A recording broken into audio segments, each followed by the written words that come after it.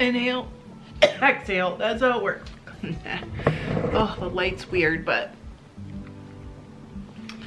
we're just gonna do our best, okay? Okay, thanks. Okay, let's hope it stays in focus this time. Oh, what a boring background.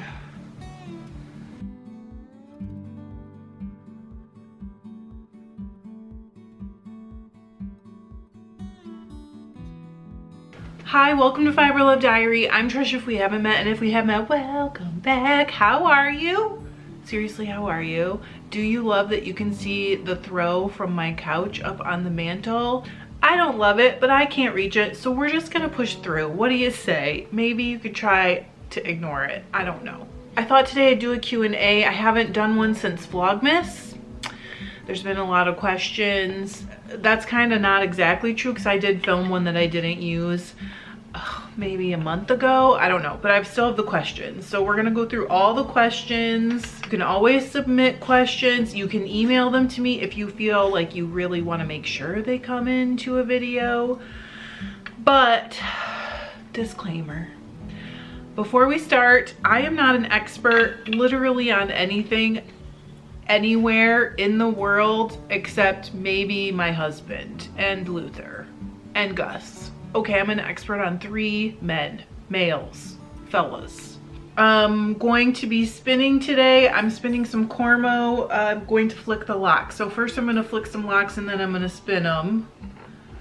Let me make sure I've got this on. Yeah, that's the right way. So I had taken a break with this project. I just oiled my wheel too, so it should not make noise. If it does, I guess I'll have to stop and oil it again. Not wheel it. You don't have to wheel your wheel. You oil your wheel. I think I'm prepared. I'll insert a picture here and there for different things. I've been knitting a ton lately. I knit a second pair of socks for Sock Madness. I know a lot of you guys know that already. They qualified. It's a long story. The first pair did not qualify. I don't need to go into it because, you know, again, Sock Madness is like childbirth. You just don't worry about it after it's done.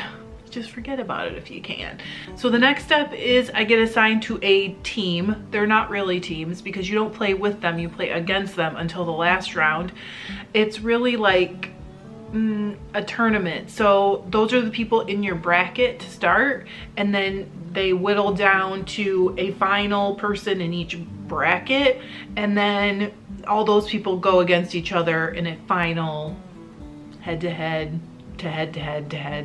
competition.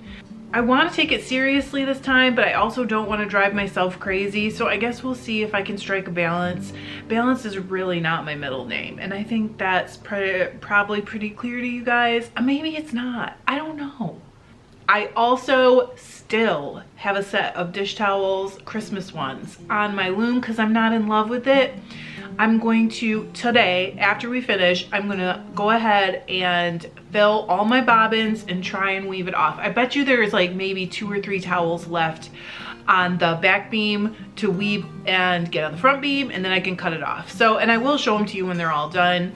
I don't love them. So it's not even a project that I want to work on or talk about. It was sort of like kind of an experiment. I took a draft from, I think it's handweaving.net, and I sort of like modified it to work for towels, and I now wish I had modified it differently. When I finish them and we talk about it, I'll explain the whole thing for weavers. I have my questions. Ta-da! And I have one prop to answer a question, but there will be pictures inserted and stuff like that to make sure I get everything. And you know what else is funny? I just finished the knitting on a sweater for my grand dog. This is the back. Her name's Ava. Look at how pretty that is. It's called the Botanical Yoke sweater. I'll show you guys a picture when I get a picture of her in it, but I finished it literally this morning. Let's go through the questions. One is from Facebook. All the rest are from YouTube. So I'm gonna flick some locks while I start answering. The first question, I don't even have to look at my sheet, is, I'm afraid to talk about this, but I'm going to. In the Facebook group, because I missed the live on Sunday, Margarita posted that she, you know, missed me and asked how the conference was that I was attending on Sunday. Ooh, before I start, you guys are gonna ask me this. This is part of the Cormo fleece that I unboxed in December during Vlogmas, and I have been spinning it. Can you, yes, you can see just a little bit. At the end, I'll focus in on the singles, but I just washed, I'm gonna say it's about a half a pound, I don't know exactly.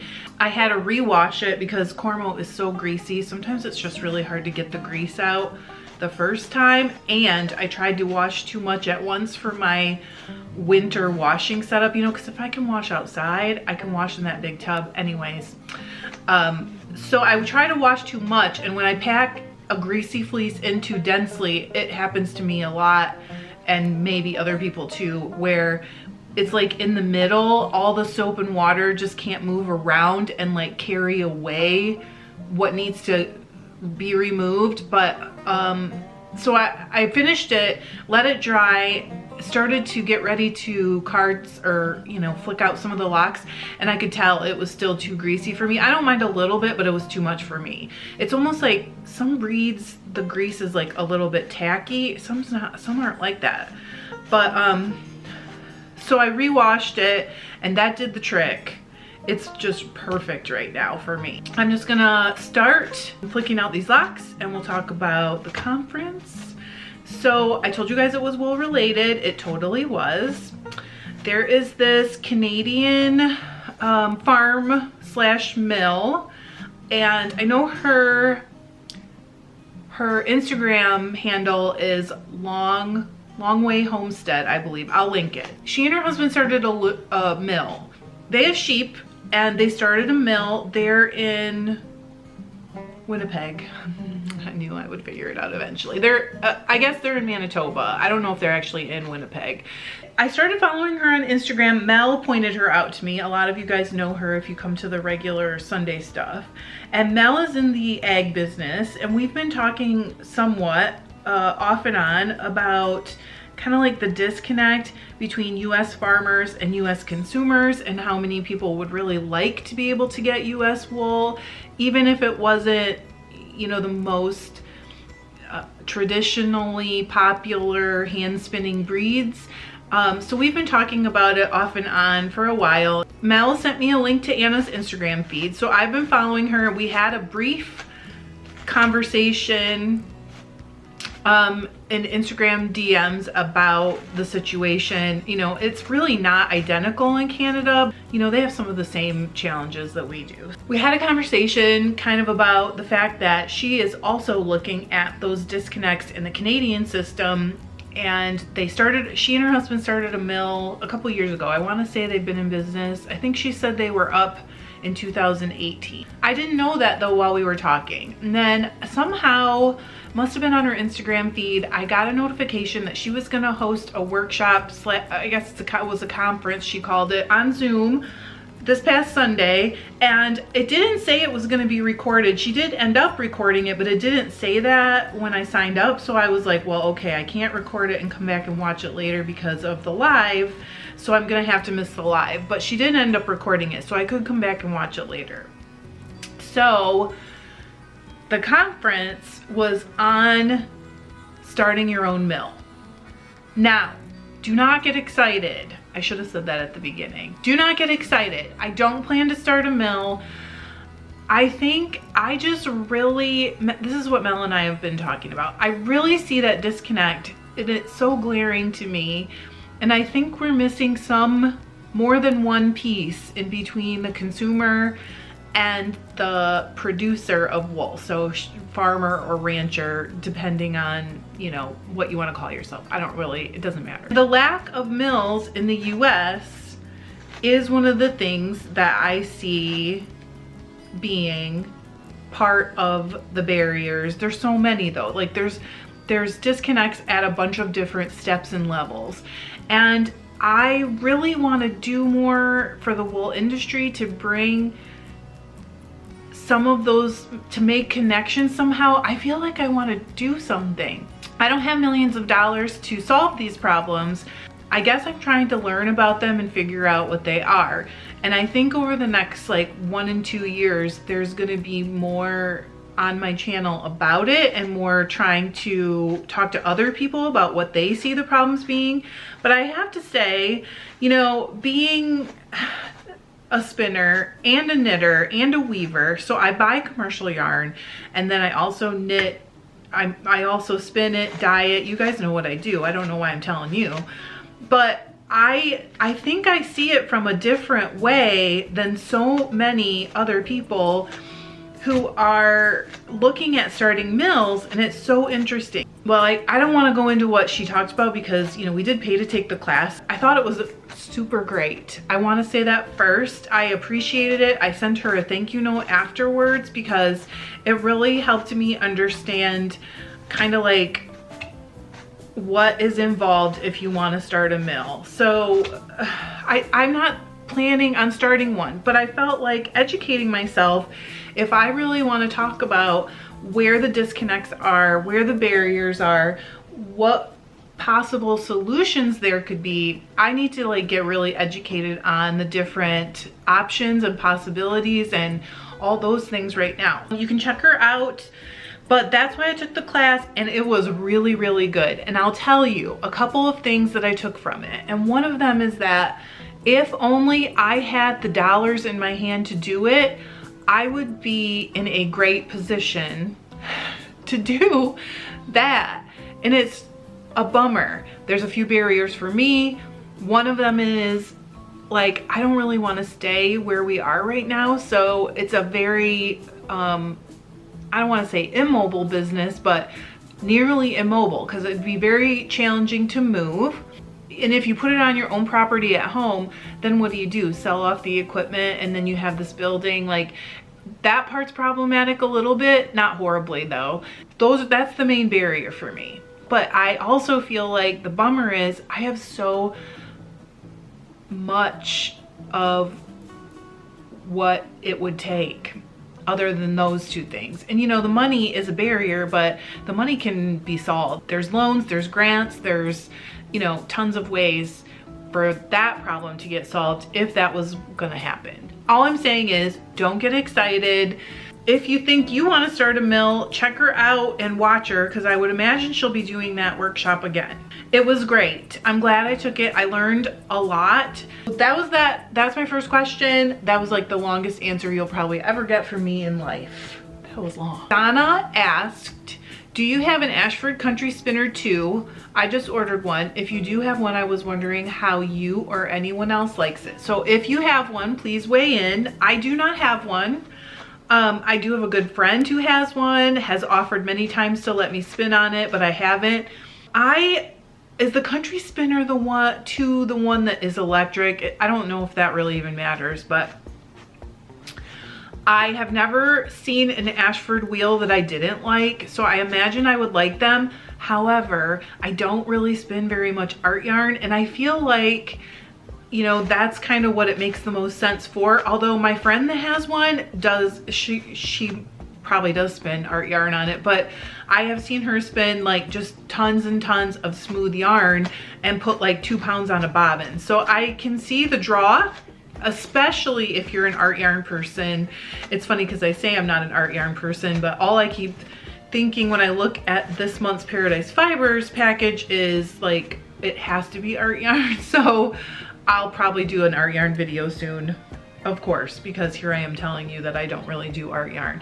But anybody else who has one, please weigh in for Donna in the comments. I do not, but I have not met an Ashford that I didn't love. In fact, I barely met a spinning wheel that I didn't love, okay? Okay, next. Here's Rico. Can I pay you to organize, rearrange everything in my studio through video call? Haha. I just finished rewatching one of your old studio organizing videos. I have much to learn. You know what? That is like a dream job, number one. Like going into other people's studios, what a dream. But I learned to organize from my older sister, who was the like Martha Stewart Jr. She was so good, and it was when I was a kid. She and I shared a bathroom, and she taught me how to like organize your bathroom drawers and cupboards when I was probably like 8 years old. And one of the things she taught me is that everything that you're gonna use together should go close together if possible. And also that you're never really done and you can always look at ways to make it better and level it up. I'm kind of doing that in my kitchen right now. I am all over the place. I'm sure everybody already knows that. In general, I always have a bunch of projects going. I have like a bunch of stuff out in my studio all the time. I'm actually pretty organized. Like if you look in our closets or our drawers, there's not a closet or a drawer in this entire house that I would be embarrassed to have someone look at. And I'm always trying to refine my process, always. I'm working on it in my kitchen right now, and I just ordered a spice rack for the back of our pantry. I'm gonna do our whole pantry coming up, and I'm looking at working on our bathroom as well. Anyway, it's interesting how people have their different styles. There are some awesome organizing channels that will teach you like your own style of organization.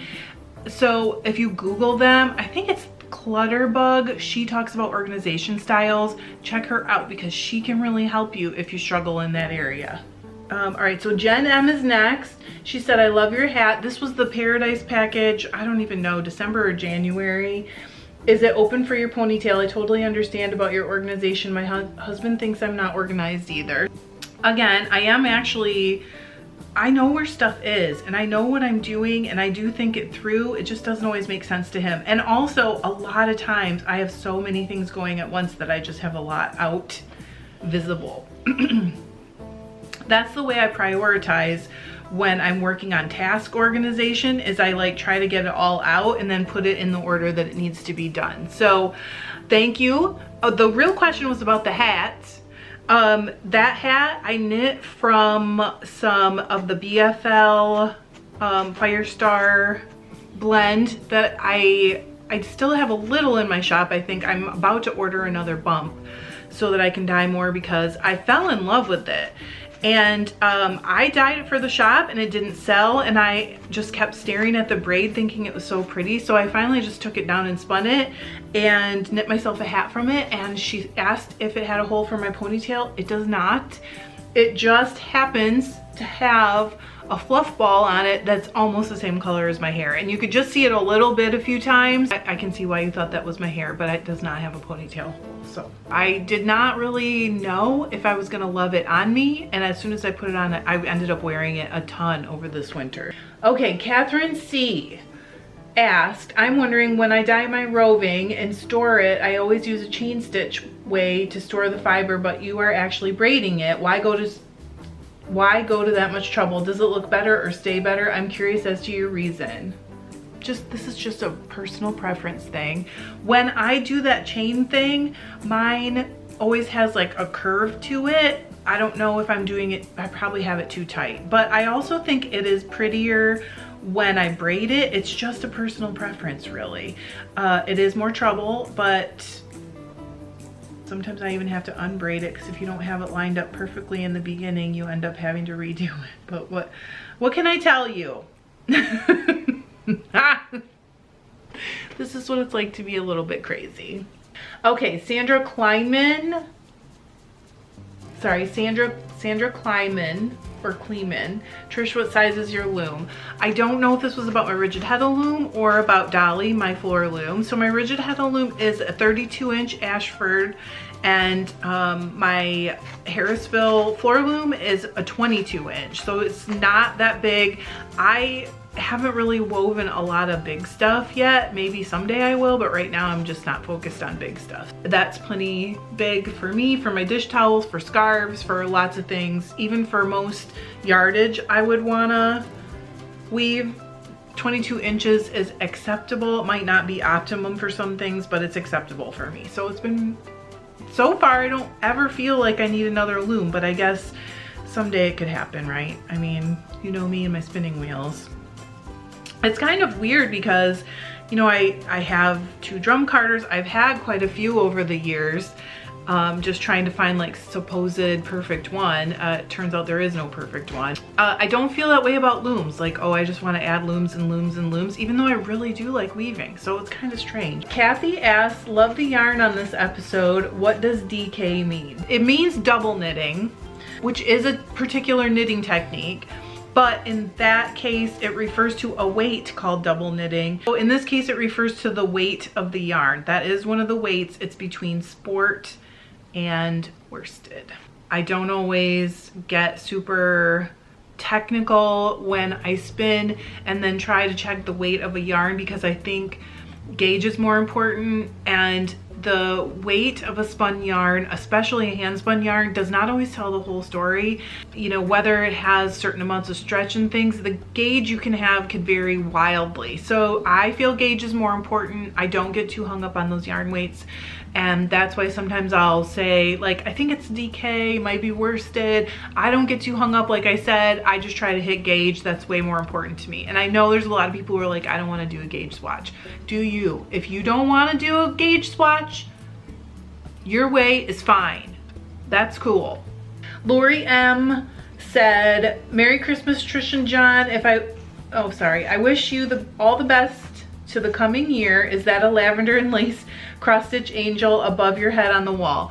So it probably is. It is so old. It's probably more than, well, I was married to my first husband when that one was done, which we've been divorced since 2002. It's more than 20 years old. I did a whole bunch of lavender and lace cross stitch back in the day, like in the 90s. It was one of my favorite things in the whole wide world. And my dad still has 2 of them in his dining room. I also really liked, remember the Bammerkt angels? I loved them. And I did tons of those. I don't know where they went. Maybe those went to my mom's office too. I don't know. But yes, it probably is. But I'm not 100% sure. I know there was another one that like matched it. They were in a pair, and I only got one of the patterns, so I could not make the other one. And I love it. I get it out every Christmas and hang it up. I have a bunch of framed pictures for Christmas. And I wish you all the best, Lori, too, for this coming year. The rest of this coming year. Oh my gosh, it's like flying by, right? Okay, Terry Anderson said, dang, that tea cozy is so cute. Where did you get the pattern? I will link the pattern below. I'm so sorry that I didn't. I can't believe that. I can't believe it. But I mean, I'll link it below. Your yarn is absolutely perfect. It actually looks like it has little ornaments on it. Love it. So thank you. I was trying to get yarn that looked like it had like ornaments and or lights on it, and I feel like success. I feel really good about that project. I know there's probably a lot of people who are like, why would you use hand spun yarn for a tea cozy? But why wouldn't you, right? You can make it exactly how you want it to be. Okay, Allie also commented on the tea cozy. She said, I love how the tea cozy turned out. How perfect was that tweed yarn for a Christmas tree effect? So that goes along with that. Thank you, Allie. It did just come out exactly like I envisioned it, which doesn't always happen, but that is super fun when it happens. Diane Evans asked on a dyeing video, what is the weight of a braid? So if you're asking about mine, they're usually, I think I just inhaled some wool.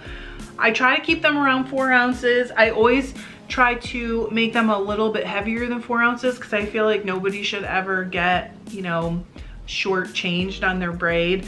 But occasionally I will do one that is quite a bit bigger, and I'll call it like a woolly mammoth braid because it's a lot bigger. I have a question from George Wallace. I need more info from you, George.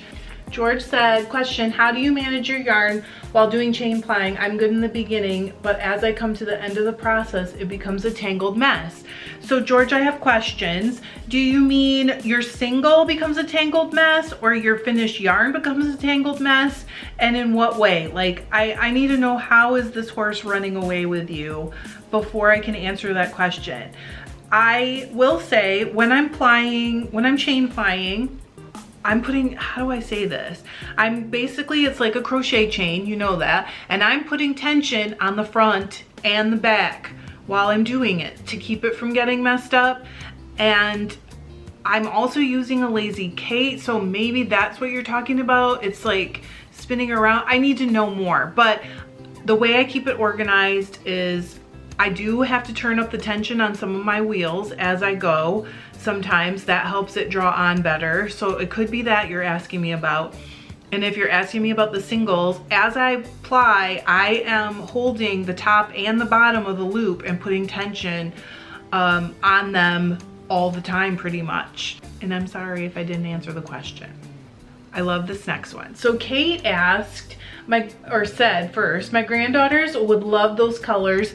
This is in reference to the Dr. Seuss themed box from March from Paradise Fibers. How much would 10 ounces spin up to? So that's like, it's really hard to answer. It totally depends on the way that you spin it. It also depends on the wool, come to think of it. It's enough for me for at least 2 pairs of socks, probably 3 pairs of socks. I'm not going to use it for socks because it's very soft merino. It won't hold up great and it will felt easily. So I'm not saying like anyone shouldn't use socks. It just wouldn't be my choice. But hopefully that helps. I'm still really struggling on what to do with that stuff. We'll get to it. Lori M said, if it's neon, I wonder if it glows under a black light. I wish I did know. We don't have one in the house, so I can't check it. But I actually had the same question in my mind. I was thinking about, I don't know, only some of you guys will get this, but when I was a kid and we used to go to the roller rink, bowling alleys have them sometimes too, and you'd go and like see what glowed under the black light where you put your skates on and things like that. We don't have one. I had that question in my mind though. I don't know. I wish I could tell you. Grandma Cracker's Creative Edge asked, Trish, I'm trying to knit Continental because of hand pain. I can knit okay, but purling is not so good. Started knitting my first sweater and purling is hard. Any tips? Thanks. Yes, I do have some tips. There's a bunch of different ways to purl when you knit Continental. There's tons of options for you to check out, ways to do it. I've tried Norwegian purling and I really do kind of like it, but my tension is different when I do it. And I didn't keep going long enough to see if it would like become the same. My tension ends up being looser when I do a Norwegian purl. Definitely get in YouTube and see if you can check out some of the different ways. I like Norwegian purling and I am currently working on teaching myself the muscle memory to change the way that I purl. So I guess if you guys want a video on that, holler, because I have always, this will be rough obviously, gone in I've always gone in with my right needle and then used my middle finger to push the yarn down as I purl. And what I'm trying to teach myself to do now is hold my index finger down lower and just flick it forward. Just like Eileen posted a tutorial in the Facebook group for combination knitting, I think it was called, or Continental combination knitting, something like that. So I'm trying to work on that again. I've tried a million different ways.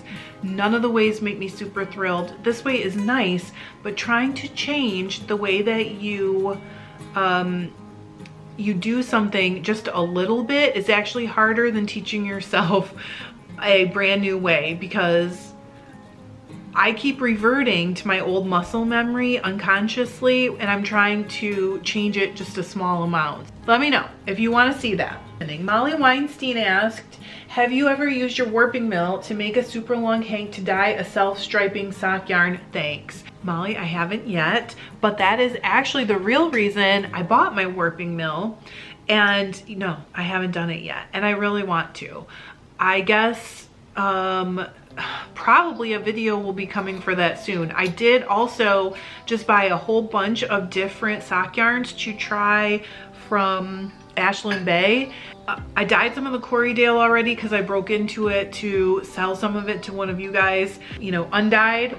So I haven't yet, but I do plan to, and that was my plan all along. Alice asked, Trish, can I do a roll leg without carding? I have those nice tops and I don't have a carder, but I think I want that soft variegation between the colors. What would you recommend? Okay, yes, you can, Alice. Yes, you can. So what you would do is take a couple of dowels or a a couple of knitting needles, even like really big knitting needles, and you can use those to make, it's not a true roll egg, but you can use those. And I guess what I'll do is make a separate video on it, because it's going to take a few minutes to actually show you how to do it without tools. The drafting is what will make it blend a little bit, so I will show you guys how to do that. JD Select said, Trish, what was the outcome on offering the black warp pattern for sale? That's a really great question. So I think I finished the pattern, and I even asked Kim if she would weave it for me to test the pattern and see if it was good, and I didn't go any further. So I guess I need to go the next step. Part of me was sort of kind of waiting, because I had approached Great Northern Weaving and asked if they wanted to put a kit together. They're having trouble right now, supply chain trouble. I was trying to give them a little bit of time, but I think it's time for me to go ahead and get it done, get it to Kim for test weaving, and then we'll make it available. Marie Baker said, hi, I just found your channel. I'm very new to spinning. I also knit and weave. I really like your channel. I like what you spin in this video. Oh, I like the humbug blue. I love the red sparkly. Does the sparkly feel rough to your skin? Okay. I don't think I did say this in the video, and I was mad at myself afterwards. That stuff, I cannot feel that stuff. And it's shocking, because every time I look at that yarn, I think, well, if I touch it, it's gonna feel like plastic crunchy in it. I can't feel it. And John said the same thing. He's like, no, I can't feel that at all. I literally would wear that right next to my skin, and I know it looks like you could feel it, but it does not feel stiff or crunchy or plasticky at all. Sandra Hagman, hang on, I gotta draft that a little better. Okay, Sandra Hagman said, great idea. I think I may try to dye them as well. Both colors turned out really nice. What are you going to make with them? I have no idea, Sandra. Thank you so much, first of all. I was super happy with both the colors and how those turned out, but I don't know what I'm gonna make with them. And I feel like that sparkly yarn is like so special. How am I ever gonna decide to use that up? I do occasionally have that with yarns that I feel like they're very, unique, I guess, or different from what's mostly in my stash, and then I'll be like, well, once I use that, it's used up. I'm open to suggestions, but I do not know. Okay, Candy Kreider said, love the sparkly yarn, have never felt any of it. Is it is it soft enough to be used as a scarf or cowl? 100%. All right, the fibers were so beautiful today. What can you weave with 4 ounces of yarn? Can an average scarf be made, or does it take more? I would say you probably would want more for a woven scarf, but I do have one that has like kind of a medium weight yarn. Well, I'll weigh it and I'll insert that. Okay, so you had questions about if this was enough fiber to make a scarf. This is my favorite hand woven scarf. It has different yarns in it though. The warp was hand spun and commercial stuff, like this fuzzy stuff is commercial. And I think the white stripes was commercial as well, if I remember correctly. I wove it on the channel ages ago. This is my favorite. It is a really long one. It's a pretty wide one. It's like 9 feet long, so, and you can do anything with it. So let's weigh it. But do keep in mind that even if 4 ounces isn't enough for a scarf on its own, you can always combine it with like a completely different warp or weft. I bet you this is 8. Yep, 8.4 ounces. So for quite a big scarf, a 4 ounce amount is about half of what you need. Okay, Christine said, hi Trish, do you have a favorite sock pattern and heel? I'm new to sock knitting, knit everything else. I have bought custom socks by Katie Atherley. My family all have big feet. This book will help. I am a European 44, husband is a European 42. We are the smallest feet. Wish me luck and patience. I do. So much luck and patience. You don't need luck though. If you've knit everything else, you will be totally fine. I don't really have a favorite sock pattern. I have a couple favorite heels. If I'm knitting top down, I generally go for a heel flap, and I like an eye of partridge heel flap, but it doesn't have to be. But if I'm knitting top down and I'm knitting just like a vanilla sock, that's what I will use. I just like how it looks, and I think heel flaps seem to wear really well. But occasionally, if I'm using a self-striping yarn and I don't want to interrupt the striping pattern, I will do an afterthought heel. If I knit them for us, almost anyone, I make them deeper, because most people, when they do their decreases, they do them on every other row. Generally what I do for both him and me is I'll knit like 3 or 4 rows first, and then I'll do a decrease and have like 2 or 3 rows of plain knitting between the decrease rows, so that it goes more slowly and it gives you a deeper heel for a higher instep. So that's what I do if it's a self-striping yarn and I don't want to interrupt the pattern of the yarn as it goes down the sock. And then if I am knitting hand spun socks, I often knit them toe up so that I can use all my yarn. And if I'm knitting a toe up sock, a Flegel heel is my favorite thing. Those are 3 favorites for like 3 different reasons or situations. Is that 4 favorites? No, that's 3 favorites.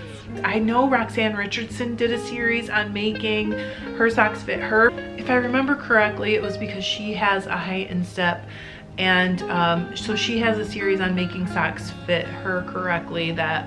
Is it a series or a video? I can't remember. You can find that, or maybe I'll link it below. But I know you can do it, and that's the great thing about knitting your own socks. You can make them fit whomever you want to make them fit. I think it's really nice that you're doing that for your family. Rani said, I find it so hard to cut my hand spun. I totally feel this when using it. Am I the only one with this problem?